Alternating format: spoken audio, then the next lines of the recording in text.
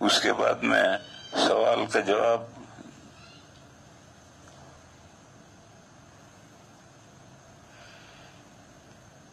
ایک بات کی وضاحت مطلوب ہے کہ حضرت مولانا منظور مینگل صاحب دامت برکاتہم کو حقیقتاً آپ کی سند حاصل ہے؟ مجھے نہیں معلوم، میں ان حضرت کو جانتا ہی نہیں ہوں کہ یہ مولانا منظور مینگل ہیں کون. میں نے بھی نام ان کا غائبانہ سنا ہے، اور 1 سال پہلے سے انہوں نے واٹس ایپ پر یہ دعوے شروع کیے ہیں کہ میں نے دبئی میں ان کو سند دی ہے. میں نے کئی لوگوں سے کہا کہ بھئی میں نے سند دی ہے تو وہ سند تم واٹس ایپ پر ڈالو تاکہ میں دیکھ کر کے دیکھوں کہ میں نے دی، میرے دستخط ہیں، میری زبان ہے، میں نے لکھا ہے نہیں لکھا. جیسے کراچی میں ایک بڑے عالم ہیں حضرت مولانا عبدالرؤوف صاحب غزنوی، ان کو میں نے سند دی ہے، تو انہوں نے وہ سند اپنی ایک کتاب کے اندر وہ سند چھاپ دی ہے انہوں نے. اسی طرح سے شاید میں نے مولانا عبدالرزاق اسکندر صاحب جو اس کے محتمی میں، شاید ان کو بھی میں نے سند دی. لیکن یہ بندہ کون ہے اس کو تو میں جانتا بھی نہیں کون بندہ ہے، اور اگر میں نے دی ہے تو اس کو واٹس ایپ پر ڈالو تو میں دیکھ کر کے کہوں کہ یہ میری سند ہے یا یہ میرے نام پر جھوٹ گڑا ہے. آج کل یہ بات بہت چلی ہے، اور خود مولانا منظور احمد مینگل بھی اس واقعے کو بیان کرتے ہیں. اگر یہ بات صحیح ہے تو ہم آپ کی زبانی یہ واقعہ سننا چاہتے ہیں. اللہ جانے یہ واقعہ میرے فرشتوں کو بھی پتا نہیں ہے، میں اس بندے کو جانتا بھی نہیں ہوں، میں نے کوئی سند نہیں دی، اور اگر دی ہے میں نے تو میں انکار نہیں کر رہا. میری سند واٹس ایپ پر ڈالو بے ہی نہیں ہے تاکہ میں اس کو دیکھ کر کے فیصلہ کروں کہ وہ میری سند ہے یا نہیں. یہ بہت دنوں سے میں یہ کہہ رہا ہوں کہ بھئی یہ بندہ دعویٰ کرتا ہے، اسے واٹس ایپ پر میری سند ڈالتا کیوں نہیں ہے؟ آج تک نہیں ڈالی اس نے. اس کے بعد میں ہے کہ ہر صدی میں مجدد ہوتا ہے. یہ موضوع بہت لمبا ہے اور اس کو میں آج چھیڑنا نہیں چاہتا ہوں. اس میں جو طرح طرح کے وہ سوالات کرتا ہے. مجدد کون ہوتا ہے؟ ہر 100 سال میں مجدد کا کیا مطلب ہوتا ہے؟ ساری دنیا میں ایک مجدد ہوتا ہے یا ہر ملک میں مجدد الگ ہوتا ہے؟ اور اس زمانے میں مجدد فرد ہے یا کلی ہے؟ یہ سب لمبی تفصیل ہے، وہ کسی اور وقت میں بیان کروں گا. اس کے بعد دوسرا مسئلہ ہے، اگر 2 منزلہ مکان میں اوپر مرد حضرات تراویح پڑھ رہے ہوں تو نیچے کی منزل میں عورتیں اگر اقتدا کریں تو کیا ان کی اقتدا صحیح ہوگی؟ نہیں ہوگی. یہ صرف مسجد میں ہے کہ مسجد میں نیچے تراویح ہو رہی ہے یا جماعت ہو رہی ہے اور اوپر لوگ اقتدا کریں یا اوپر جماعت ہو رہی ہے اور نیچے، یہ صرف مسجد میں جائز ہے، گھروں کے اندر یہ جائز نہیں. اگر امام اور مقتدیوں کی مکان جگہ مختلف ہو جائے تو اقتدا درست نہیں رہتی.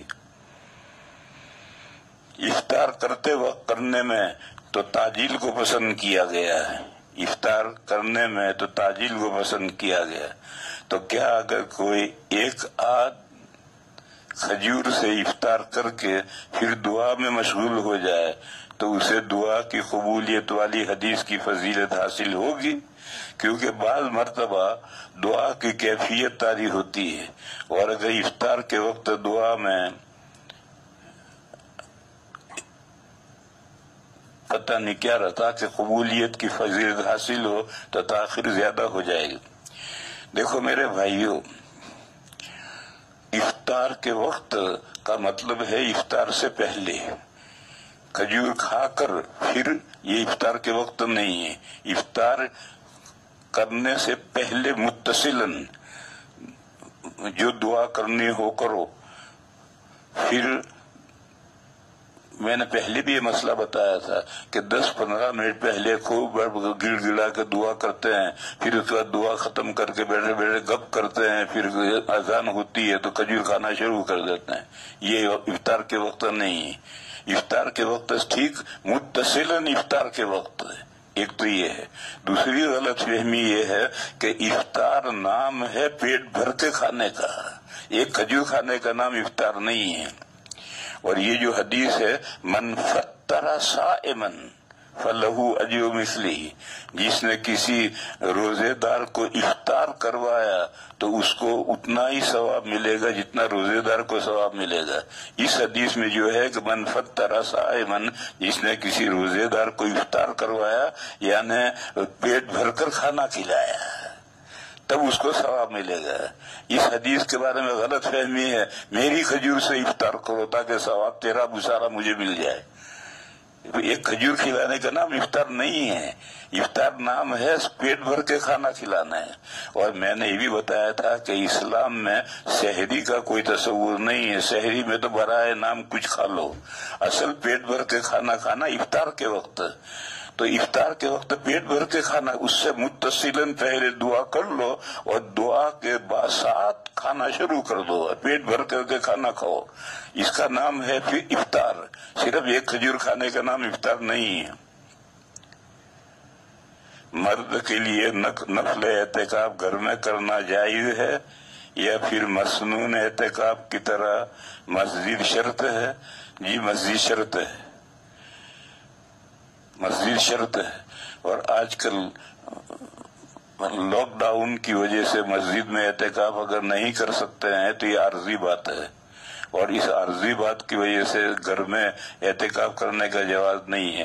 اگرچہ فقہا نے عورتوں کے لیے گھر میں اعتکاف کا جواز بیان کیا ہے، عورتیں گھر میں کرتی ہیں، اور یورپ اور امریکہ میں باقاعدہ شرعی مسجدیں نہیں ہیں، عبادت خانے ہیں، ان میں بھی مفتیوں نے اعتکاف کرنے کی اجازت دی ہے، لیکن ان کا مستقل عذر ہے، ان کو مسجد بنانے کی اجازت ہی نہیں ہے، عارضی مسجد میں وہ نمازیں پڑھتے ہیں۔ عورتوں کے لیے بھی عذر ہے، وہ مسجد میں آ ہی نہیں سکتی، وہ گھروں میں اعتکاف کرتی ہیں۔ لیکن یہ لاک ڈاؤن کی مصیبت ہے، یہ تو بہت جلد انشاءاللہ کھل جائے گی، لہذا اس عذر کی وجہ سے گھر میں اعتکاف کرنے کی گنجائش نہیں ہے۔ لیکن اگر کوئی کرے تو کرے، اگر اپنے پیر توڑ کر کے اپنے گھر میں ایک کونے میں بیٹھ جائے اور اللہ کی عبادت میں مشغول ہو جائے تو اعتکاف صحیح ہو یا نہ ہو، لیکن ایک ثواب تو بہرحال اس کو ملے گا ہی۔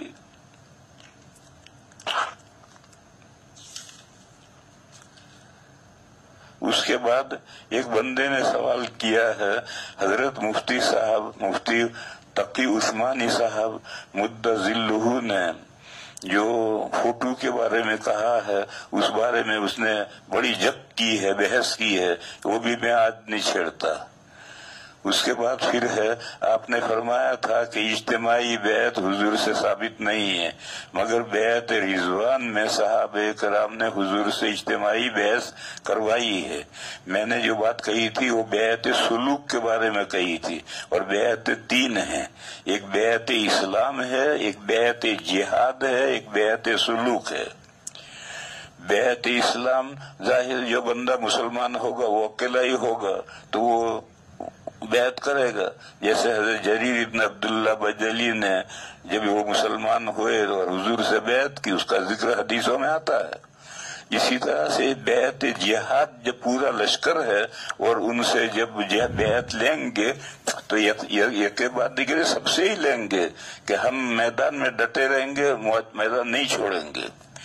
میں نے ان دو بیعتوں کے بارے میں نہیں کہا، میں نے بیعت سلوک کے بارے میں کہا ہے، اور اس کے لیے سورہ ممتحنہ میں آیت ہے اور حضرت عبیدہ ابن ثابت کی حدیث بخاری شریف میں ہے۔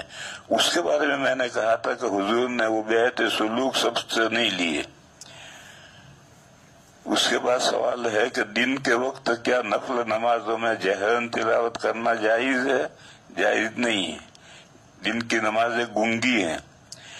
شعبہ حفظ کے مدارس میں طلبہ کو نوافل میں آموختہ جہرن پڑھاتے ہیں، یہ رحل سہل ہے، یہ کوئی نماز وماز نہیں ہے، رحل سہل ہے، اگر وہ گڑبڑ کرتا ہے تو استاد نماز میں پیٹتا بھی ہے، لہذا یہ دلیل کچھ نہیں ہے۔